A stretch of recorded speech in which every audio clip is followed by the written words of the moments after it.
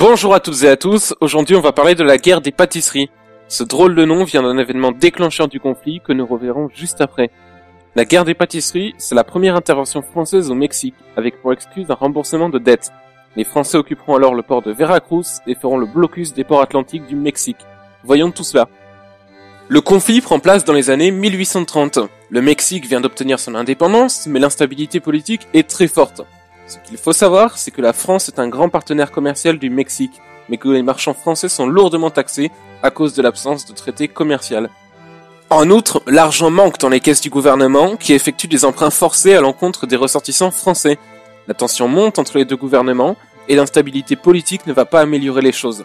Les Mexicains font preuve de beaucoup de xénophobie à l'encontre des Français, et les affaires de vol, de pillage, de meurtre et autres crimes sont courantes. Ainsi, nombreux seront les ressortissants français qui demanderont des remboursements auprès de leur ambassadeur.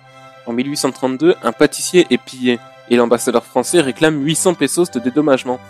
Les journaux mexicains s'empareront de l'affaire et l'amplifieront, allant jusqu'à parler d'un remboursement de 60 000 pesos, donc loin des 800 d'origine.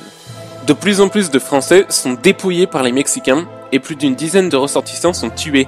Les gouvernements mexicains successifs n'ont ni la volonté, ni les moyens d'indemniser les ressortissants français, qui sont de plus en plus nombreux à se plaindre à l'ambassadeur.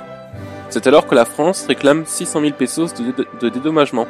Le paiement ne venant pas, une flotte française de 22 navires vient mettre en place un blocus sur la côte atlantique du Mexique.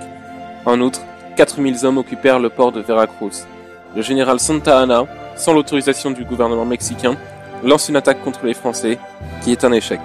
Santa Anna sera même blessé à la jambe et partiellement amputé. Les pertes économiques pour le Mexique sont énormes, près de 2 millions de francs or. C'est grâce à l'intervention de la Grande-Bretagne qu'un accord diplomatique est trouvé. Le Mexique s'engagea alors à payer les 600 000 pesos et les forces françaises se retirèrent. Mais la dette ne fut jamais payée par le Mexique, ce qui donna une excuse de plus à la France pour la seconde intervention au Mexique en 1861. Merci à vous d'avoir regardé cette vidéo jusqu'au bout. Si elle vous a plu, n'hésitez pas à mettre un pouce bleu, à vous abonner, il faudra partager la vidéo sur les réseaux sociaux. N'hésitez pas non plus à me suivre sur ma page Facebook, le lien est juste dans la description. Bonne journée, ciao.